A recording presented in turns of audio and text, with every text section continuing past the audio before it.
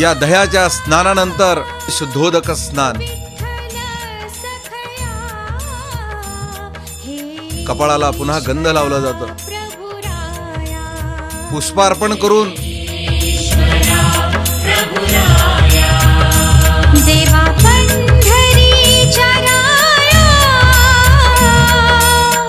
विठ्ठल सखया. भगवंताला गोकुळापासून प्रिय असणारी वस्तू म्हणजे लोणी.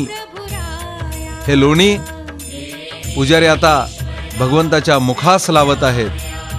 हे रूप पाहण्यासाठी डोळे आतुरलेले आहेत. नंतर देवाची आरती होते. याला लोण्याची आरती म्हणतात. भगवंताच्या मुखाला लोणी लावून आरती केली जाते. भक्तिभावानं सर्वजण देवाला वंदन करतात. लोण्याच्या आरतीनंतर तुपाने स्नान घातलं जातं. दही, दूध, तूप हे देवाच्या सर्वांगाला चोळत आहेत पुजारी.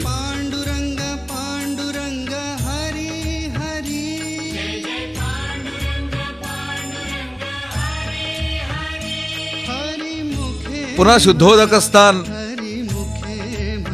कपाळाला गंध लावण्यात आलेला आहे. पुष्पार्पण करून दही, दूध, तूप आणि चौथा अमृत म्हणजे मध, या मधाने स्नान घालत आहेत. मधाला पियुष सदृश म्हणजे अमृताप्रमाणे समजण्यात येत आहे. तेव्हा दूध स्नान, दही स्नान, तूप स्नान, त्यानंतर मधाचं स्नान आहे. या मधाच्या स्नानानंतर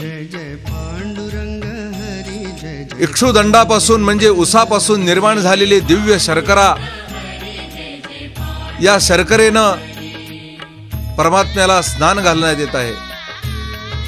साखर देवाच्या सर्वांगाला चोळण्यात येत आहे.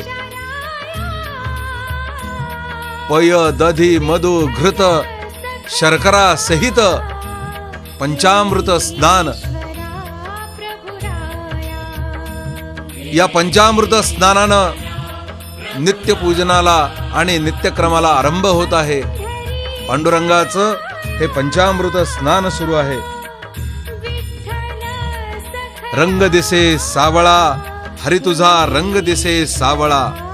रंग दिसे सावळा, प्रभू तुझा रंग दिसे सावळा.